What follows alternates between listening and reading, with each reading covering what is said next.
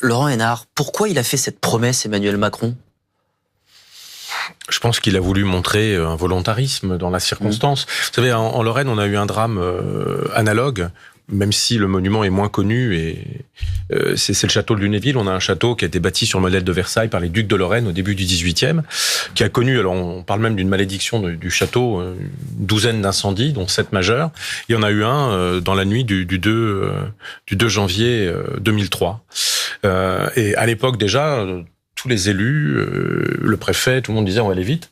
Mais c'est ce que vous disiez. C'est-à-dire que déjà rien que le temps de vérifier que le bâtiment était bien dans l'état de solidité qu'on pensait, de faire ce qu'on appelle la purge, c'est-à-dire retirer tous les éléments fragiles dans l'édifice qui pourraient en compromettre la solidité.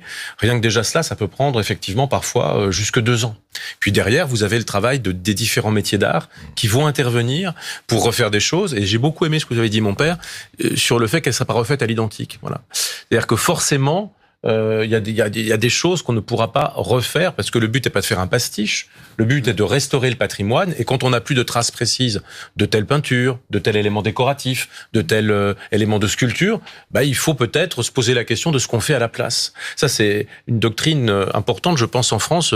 Voilà, on refait pas à la façon d'eux. On essaye de restaurer ce qui est d'époque et puis éventuellement on complète avec ce que vous disiez, la légitimité à trouver.